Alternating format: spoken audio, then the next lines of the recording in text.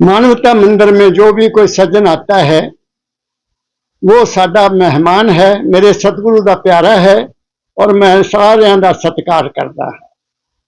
ये मानवता मंदिर मेरे सतगुरु कोई मंदिर या कोई किसी तरह का धार्मिक स्थान बनाने के हक च नहीं सी, लेकिन 1962 में जो मास्टर मोहन लाल के घर सत्संग होया तो जितने उस वक्त के ट्रस्टी सी वो महाराज जी को घेर के बैठ गए कि महाराज जी आपकी जो शिक्षा है ये ऐसे ही खत्म हो जानी, असी चाहते कोई ना कोई स्थान होना चाहिए। उस सतपुरुष मेरे सतगुरु बाबा फकीर जी महाराज ने कहा कि मैं किसी तो पैसा मांग नहीं सकता, ना मेरे पास पैसा है। तो उस वक्त दे सेठ दुर्गा दास जी जेडे उन्होंने गुरु भाई सी उन्होंने 22,000 रुपया उस वे रखा। तो जोड़े बाकी सत्संगी सी साडे सरदार अमर सिंह थे, उन्होंने बड़ा भरा सी अमरजीत सिंह, मास्टर मोहन लाल का लड़का बलदेव और दूसरा लड़का हजारी लाल, उन्होंने सारिया ने कहा कि असी महाराज पैसा देंगे। तो उन्होंने पैसे नाल ये जमीन खरीदी गई और 1963 से मानवता मंदिर बनना शुरू होया। मैं अपने सतगुरु के दरबार च 1956 मास्टर मोहन लाल के घर गया सी। मेरे बचपन तो मेरे माता के संस्कार थे कि गुरु तो बगैर कुछ भी नहीं है संसार च, परमात्मा मिलेगा तो गुरु की मेहर नाल मिलेगा। मैं 12वीं क्लास पढ़ता सी जदों मैं उन्होंने दरबार च आ गया और उन्होंने मेरे सिर पर हाथ रखा। मैं बहुत धक्के खाधे सी गुरु वास्ते और पहले दिन ही उन्होंने मेरे मन के सारे भ्रम दूर करके मैं उन्होंने नाल जुड़ गया। मैं 1956 तो लैके 1962 तक मास्टर मोहन लाल के घर पाठ किया करता सी ते महाराज जी सत्संग किया करते सी।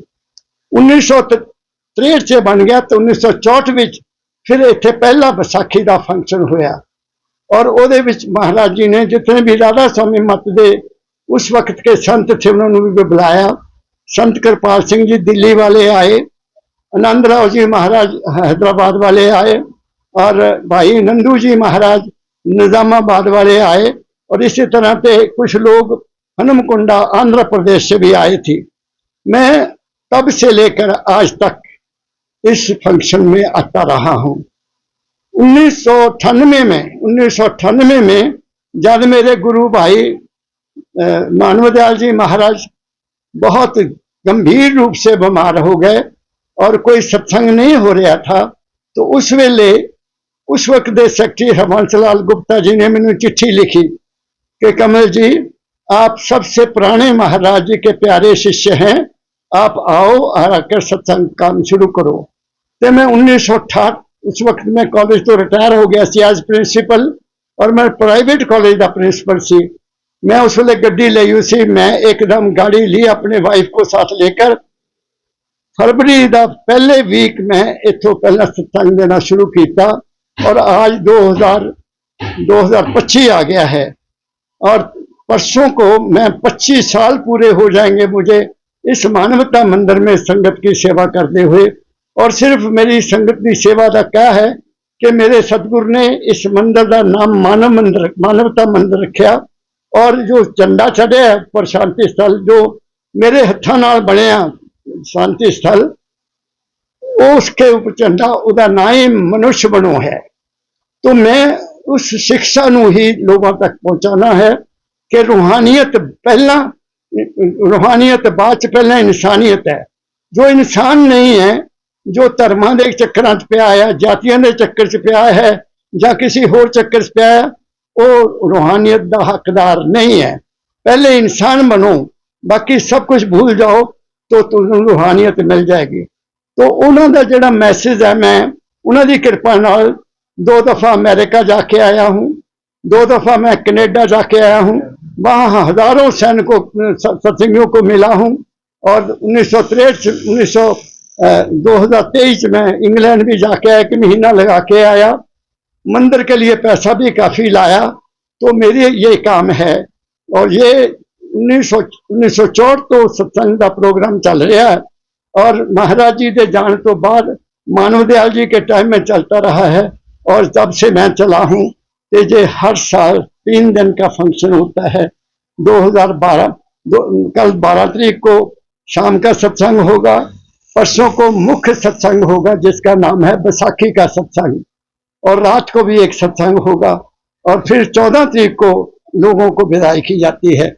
बाहर से आने वालों का ठहरने का इंतजाम और खाने का इंतजाम ट्रस्ट की ओर से किया जाता है, ट्रस्ट की ओर से किया जाता है। और मैं सिर्फ यहाँ ना मैं गुरु बन के काम करता हूँ, ना मैं महात्मा बन के काम करता हूँ, ना कोई संत बन के काम करता हूँ। मैं केवल परमदयाल जी महाराज का सेवक बनकर सेवा संगत की सेवा कर रहा हूँ। मैं ये कभी नहीं क्लेम करता कि मैं गुरु हूँ, मैं ना क्लेम करता हूँ कि मैं संत हूँ। मैं यहाँ आने वाले हर संगी का तय दिल से जितना भी मेरे से हो सकता है, मेरे सतगुरु का जो मैसेज है उन्हें तक मैं पहुंचाने की कोशिश करता हूं। मेरे सतगुरु की अपार कृपा है, बहुत कृपा है। मैंने किसी चीज की कोई कमी नहीं है। मैं मंदिर की रोटी भी नहीं खाता, मैं अपनी रोटी खाता हूँ, और मंदिर में पैसे पहले जमा करवाता हूँ तब मैं यहाँ रोटी खाता हूँ, नहीं तो मैं नहीं खाता। ऐसे ही मैं बाहर जाता हूँ। ये लकी बेटा है, ये भी कुछ सालों से मेरे साथ जुड़ा हुआ है, और ये मेरा बाहर भी मेरा साथ देता है, अपना काम छोड़कर मेरे साथ चलता है।